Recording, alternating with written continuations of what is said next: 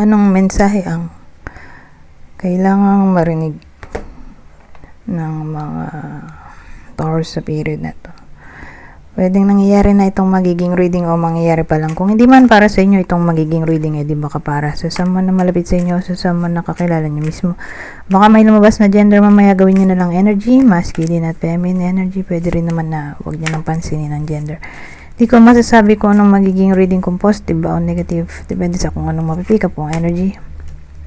Wala masama kung papanoorin ang Sun, Moon at rising sign, kasi baka man sa mga yan ay mag-resonate na sa sitwasyon nyo.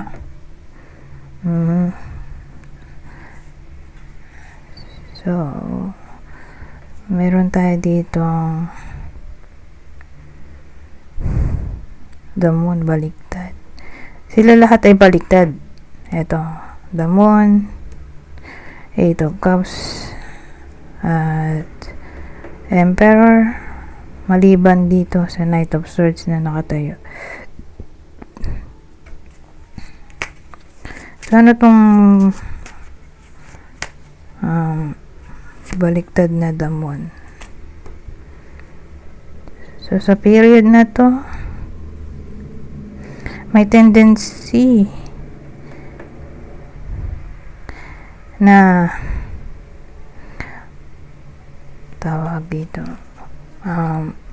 ma-expose ang kanilang sekreto nang hindi sinasadya. So, sabihin natin nadulas, whether sekreto nyo to o may someone na madudulas sa inyo, kasi pwede rin siyang vice versa, in a way na kung di man kayo yung madulas tungkol sa sekreto nyo, may someone else na madudulas tungkol sa sekreto nila o tungkol sa sekreto ng ibang tao. Ganun ang dating.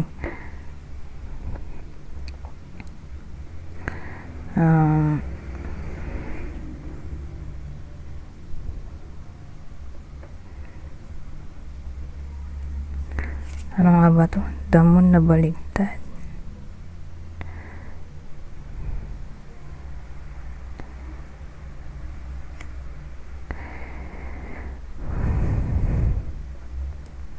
Ngayon, ibang case ay may magiging clear na sa iba. Sa inyo, sa topic ng recklessness, or pwedeng tungkol sa negligence,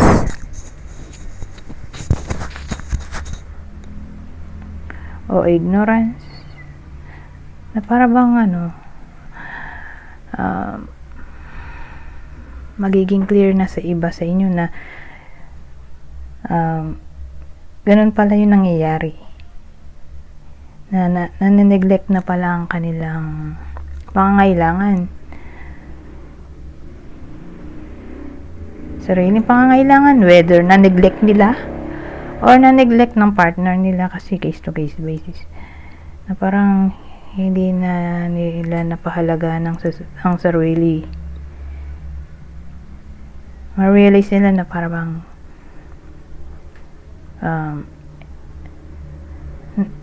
hindi na napahalaga ng sarili, o hindi na na-appreciate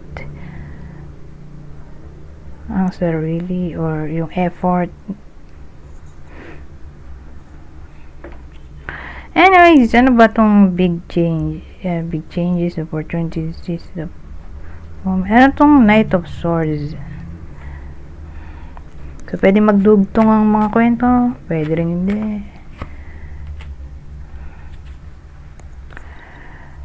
May Knight of Swords tayo, diba? Tayo rin to. Para silang tayo, parehong swords. So, pag ganyan, para swords, malaki ang chance ng gulo, argument, strife, So, ano yung pwedeng pagawayan? More like tungkol sa destructive behavior. Sabihin natin may someone na laging gusto siya bida, siya masusunod, o deceptive, sneaky, aggressive, or may someone na prone sa bullying or na-intimidate na yung tao dito.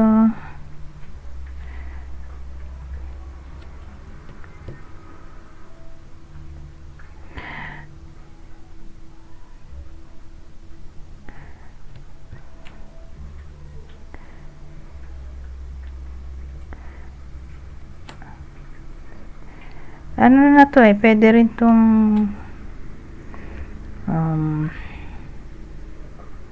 enemies. So baka magkaroon ng enemy ang iba sa inyo sa period na to, itong dalawa.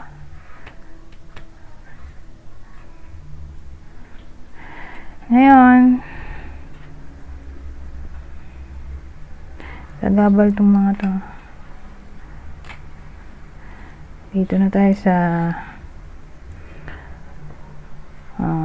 baliktad na 8 of Cups.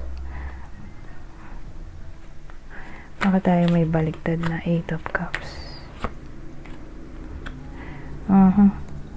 Baliktad din yung 10 of Cups. So, maraming cups. So, probably may tendency ng love issues.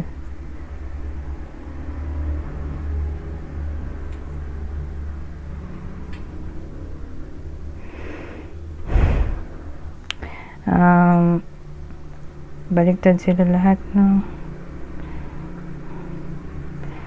So, ang dating sa akin,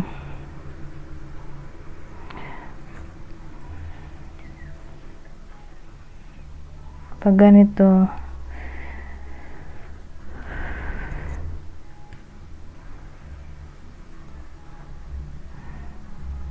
makukuha ng iba sa inyo ang peace of mind kung aalis na sa relasyon, lalo na kung may violence na nangyayari.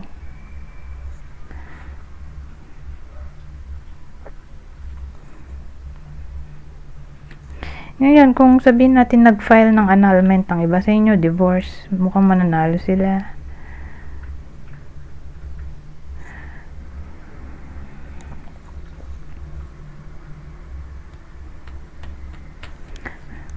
Ngayon, dito tayo sa huli. Ano tong Emperor?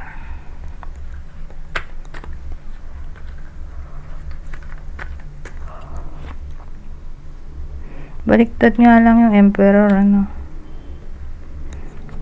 So, maraming major arcana. So, pag ganyan, maraming major arcana, posible ang major change.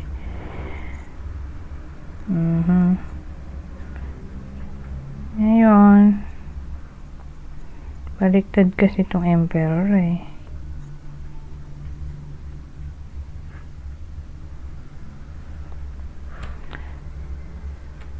Ito maganda, di ba? Temperance, peace. Nakalagay naman. Reconciliation card nga to Kaya lang pag bumaliktad tong Emperor, magiging obstacle o immaturity,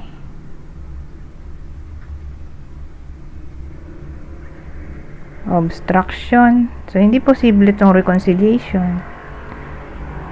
In short, para sa iba sa inyo,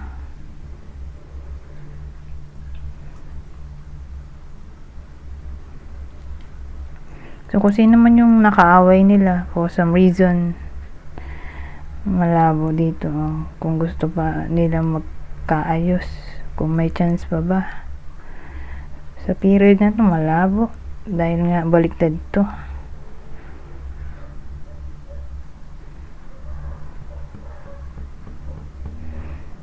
Ngayon yung mga single, makikilala ba nila ang soulmates o makikita na ba nila ang soulmates nila sa period na to? Malabo pa eh. Wala tayong indicator na may someone na paparating, lalo kung soulmate.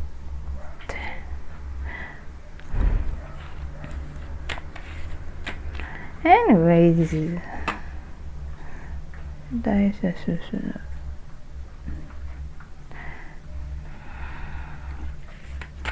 Ano pang masasabi nito? Purity.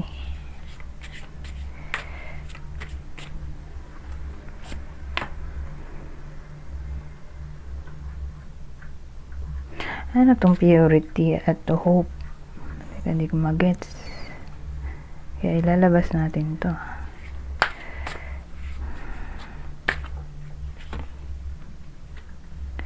Purity.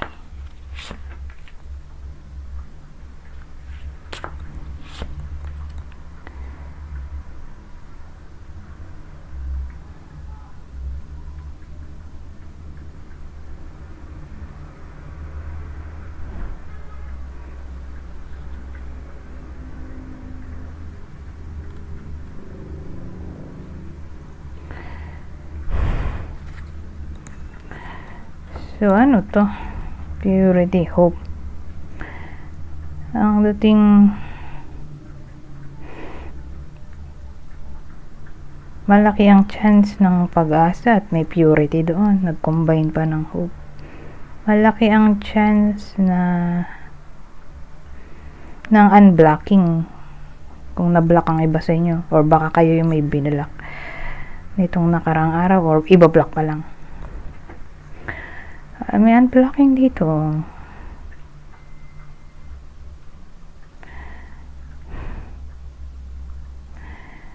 Lalo na kung yung tao ay matangkad sa kanila.